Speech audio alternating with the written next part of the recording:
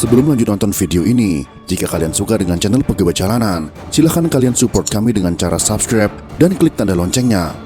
Silahkan gunakan headset Anda untuk mendapatkan kualitas suara yang jernih. Selamat menonton.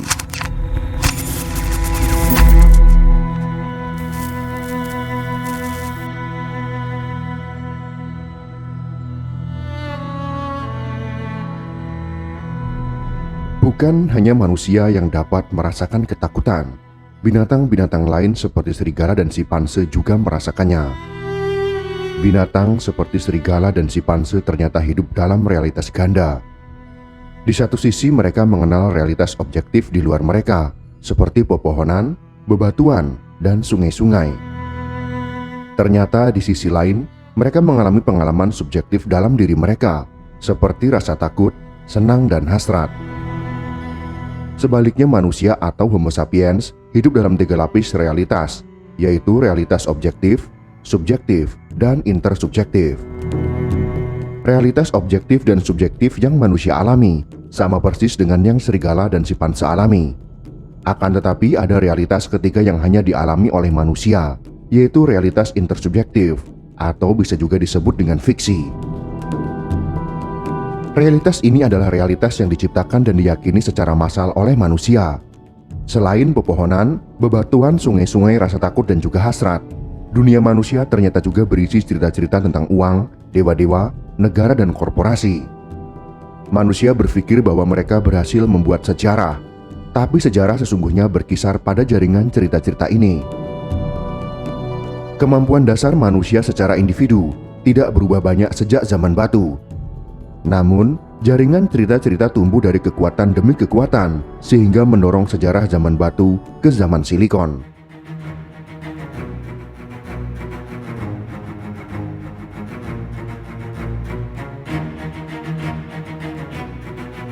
Manusia menciptakan fiksi untuk menyatukan dan mengatur manusia yang kepalanya terpisah satu dengan yang lainnya. Fiksi seperti dewa digunakan untuk membuat manusia lebih patuh dan tentunya untuk menarik pajak rakyat. Jika tidak mengalami revolusi kognitif sejak 70.000 tahun yang lalu, mungkin manusia tidak akan pernah bisa menjadi puncak rantai makanan seperti sekarang.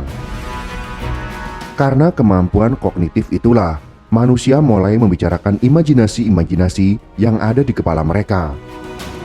Selama 60.000 tahun Homo sapiens merajut banyak jejaring fiksi, tetapi ini hanya bersifat lokal dan kecil. Arwah leluhur yang disembah oleh salah satu suku benar-benar tidak dikenali oleh para tetangganya, dan kerang-kerang laut yang berharga di suatu tempat tidak memiliki arti apa-apa di lokasi pegunungan yang tidak terlalu jauh dari tempat itu. Revolusi pertanian yang dimulai sekitar 12.000 tahun yang lalu ternyata memberikan dampak yang besar untuk memperluas jaringan-jaringan intersubjektif atau fiksi tersebut. Para petani percaya pada cerita tentang dewa-dewa besar. Mereka membangun kuil-kuil untuk Tuhan favorit mereka, mengadakan perayaan untuk menghormatinya, memberinya pengorbanan, tanah, upeti, dan tentunya sesaji. Di kota-kota kuno, sekitar 6.000 tahun yang lalu, kuil-kuil ini tidak hanya menjadi pusat penyembahan, tetapi juga yang paling penting menjadi pusat politik dan ekonomi. Dewa-dewa Sumeria sangat cocok dengan analogi fungsi merek-merek dan korporasi-korporasi modern. Kini korporasi-korporasi adalah entitas legal fiksional yang memiliki properti, meminjamkan uang, memperkerjakan pegawai, dan menginisiasi usaha-usaha keekonomian. Di kota Uruk, Lagas, dan Surupak, dewa-dewa berfungsi sebagai entitas legal yang bisa memiliki ladang dan budak, memberi dan menerima pinjaman, membayar gaji, dan membangun bendungan serta kanal-kanal. Dewa-dewa tersebut tidak pernah mati, mereka pun tidak beranak sehingga tidak ada yang memperebutkan warisan. Maka jelas, dewa-dewa tersebut dapat menghimpun semakin banyak properti dan kekuasaan. Semakin banyak orang-orang Sumeria yang diperkerjakan oleh dewa-dewa, mengambil utang dari dewa-dewa, menggarap lahan milik dewa-dewa, membayar pajak, dan upeti kepadanya.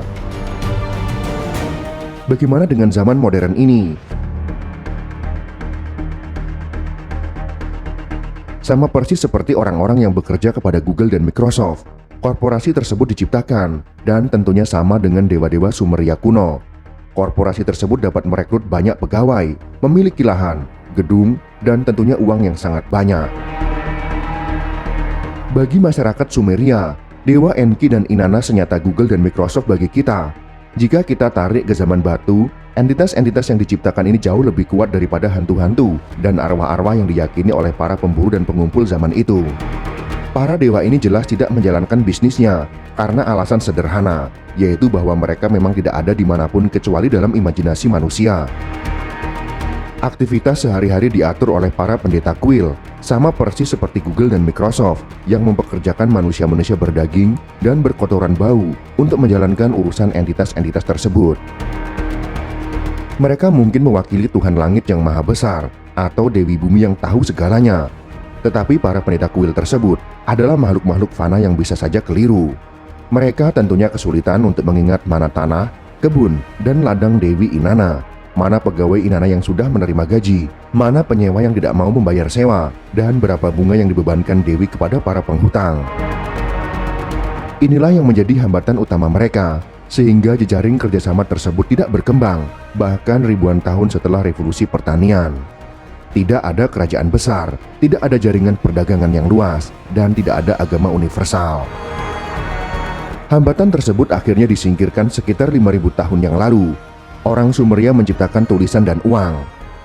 Dua anak kembar Siam ini lahir dari orang tua yang sama, pada saat yang sama, dan tempat yang sama, membongkar keterbatasan pemrosesan data di otak manusia. Penciptaan ini ternyata bisa digunakan untuk mengumpulkan pajak dari ratusan ribu orang, mengorganisasi birokrasi yang kompleks, dan mendirikan kerajaan-kerajaan besar. Di Sumeria, kerajaan-kerajaan ini diatur atas nama Tuhan oleh sosok manusia yang menjadi raja pendeta. Di daerah yang tidak terlalu jauh, tepatnya di lembah Sungai Nil, ternyata orang-orang di sana selangkah lebih maju. Mereka menggabungkan status raja pendeta dengan dewa untuk menciptakan Tuhan yang bernyawa, yang bernama Firaun. Orang-orang Mesir memandang Firaun sebagai Tuhan yang sesungguhnya, bukan hanya sekedar wakil Tuhan. Dengan fiksi seperti itu tentunya, Firaun mempunyai kekuasaan mutlak. Seluruh Mesir adalah milik Tuhan itu. Seluruh rakyat wajib dan harus mematuhi perintah dan membayar pajak yang dibebankannya. Sama seperti kuil-kuil Sumeria, Tuhan Firaun juga tidak mengelola sendiri imperium bisnisnya. Sebagian Firaun memerintah dengan tangan besi, sedangkan sebagian lainnya menjalani hidupnya dengan perayaan-perayaan. Sedangkan pekerjaan memerintah Mesir diserahkan kepada ribuan pejabat yang melek huruf. Firaun tentunya sama dengan manusia lainnya, hanya tubuh biologis yang fana, dan tentunya mengandung kotoran bau serta pasti berakhir menjadi bangkai. Tapi itu tidaklah penting. Yang paling penting adalah Firaun yang diimajinasikan eksis dalam cerita-cerita yang disebarluaskan oleh jutaan rakyat Mesir kala itu. Dengan fiksi seperti itu, maka dengan mudah para birokrat mengkalkulasi pajak yang harus dibayarkan oleh setiap desa, mencatatnya dalam gulungan papirus, dan mengirimnya ke Memphis yang menjadi ibu kota Mesir kala itu. Firaun tentu saja tidak sedang mencangkul tanah pertanian. Dia sedang makan anggur di istana dan bercengkrama dengan para istri dan gundik-gundiknya. Sedangkan para pejabat Firaun menjelajahi seluruh wilayah kekuasaan Firaun untuk melaksanakan roda pemerintahan dan ekonomi. Ketika datang perintah dari ibu kota untuk merekrut tentara atau buruh untuk proyek pembangunan, para pejabat Mesir mengumpulkan orang-orang yang dibutuhkan. Para pejabat tersebut menghitung kebutuhan tenaga dan cadangan gandum di lumbung kerajaan untuk membersihkan kanal-kanal dan waduk-waduk. Berapa banyak itik dan babi yang harus dikirim ke Memphis untuk memastikan rumah tangga Firaun bisa makan enak. Bahkan ketika sang Tuhan mati, mereka harus memikirkan bagaimana mayatnya dibalsem dan disimpan dalam prosesi pemakaman yang megah. Sedangkan di luar kota Memphis, birokrasi pemerintahan tetap masih terus berjalan seperti biasanya.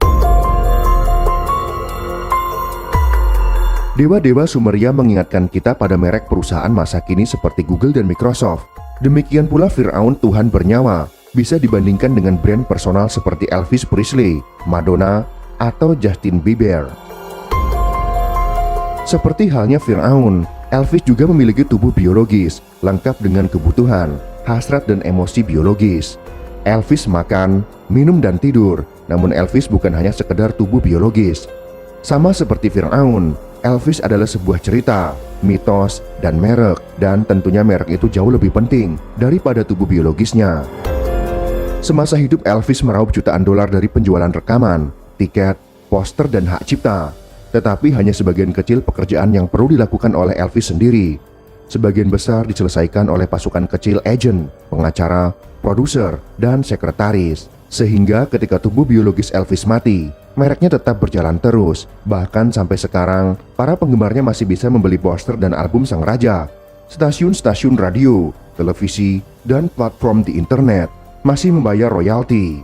Lebih dari 500 juta peziarah setiap tahunnya membanjiri Graceland di Tennessee, layaknya pemakaman sang raja Firaun di Memphis. Banyak orang berpendapat bahwa proyek-proyek bangunan besar Mesir kuno, seperti bendungan dan waduk, serta piramida pasti dibangun oleh makhluk asing dari luar angkasa. Bagaimana mungkin sebuah budaya yang bahkan belum punya roda dan besi, mampu menghasilkan keajaiban seperti itu? Akan tetapi kenyataannya sangat berbeda. Orang Mesir membangun Danau Fayum dan piramida bukan berkat bantuan alien, melainkan berkat keterampilan organisasional yang dahsyat. Dengan mengandalkan ribuan birokrat melek huruf, Firaun merekrut puluhan ribu buruh dan makanan cukup untuk mempertahankan mereka hingga bertahun-tahun. Ketika puluhan ribu buruh bekerja sama selama beberapa dekade, mereka bisa membangun sebuah danau buatan atau piramida bahkan dengan alat-alat batu. Firaun sendiri hampir tidak pernah mengangkat satupun jarinya. Dia juga tidak mengumpulkan pajak sendiri, tidak juga menggambar rencana-rencana arsitektur, dan tentunya dia tidak pernah mengangkat sekop ataupun cangkul. Namun orang Mesir percaya bahwa hanya berdoa pada Firaun dan Petronya yang bernama Sobek yang dapat menyelamatkan lembah Nil dari banjir dan kekeringan. Mereka tentu saja benar, Firaun dan Sobek adalah entitas imajiner yang tidak melakukan apapun untuk menaikkan ataupun menurunkan level air sungai Nil. Tapi ketika jutaan orang percaya kepada Firaun dan Sobek, lalu bekerja sama membangun bendungan, serta menggali kanal, banjir dan kekeringan menjadi jarang terjadi. Bandingkan dengan dewa-dewa Sumeria, apalagi dengan dewa-dewa zaman batu. Dewa-dewa Mesir kuno benar-benar merupakan entitas sekuat entitas-entitas yang mendirikan kota-kota, menggalang angkatan perang, dan mengatur kehidupan jutaan orang, sapi, babi, dan buaya.